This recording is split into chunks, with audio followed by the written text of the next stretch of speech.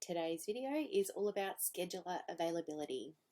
So to change your availability for each of your calls or appointments that you have ready, you need to go to Templates and Scheduler and select the call that you want to amend the availability of.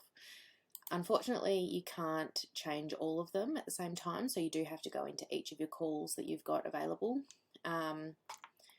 So you might make your discovery calls available on every day of the week, or you might only choose to do them a couple of days of the week. That's obviously completely up to you. You can remove the time that they've got there, and you can add, if you're available at really obscure times, or if you deal with a lot of overseas clients, then you might want to work outside of the 9 to 5, but just consider that when thinking about who you serve.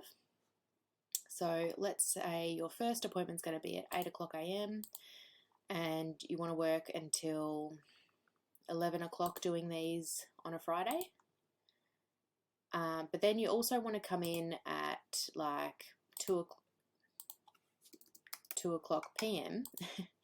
and continue working until 7:30 on a Friday because you've got that availability. So you can block out those times and you can make it so that all Fridays are the same. You continue to do that for each of the days that you're available for discovery calls.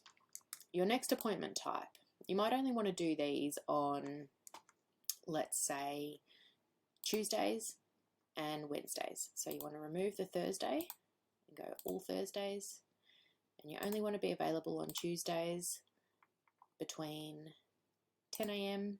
and 4 p.m.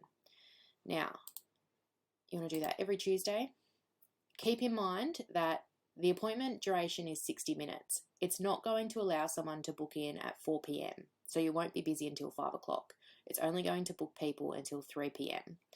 And if you have a little space here where you've filled in, create a window, let's say 15 minutes beforehand so you can prepare, and 30 minutes afterwards, that means that people won't be able to book in at 3 o'clock. They'll actually only be able to book in until 2:30 because that appointment needs an hour and a half of you to be available to do that appointment. So yeah, keep in mind you don't need to put the time that you can finish the appointment, that you are willing to start the appointment. You put the time that you're willing to finish all of your appointments for that day.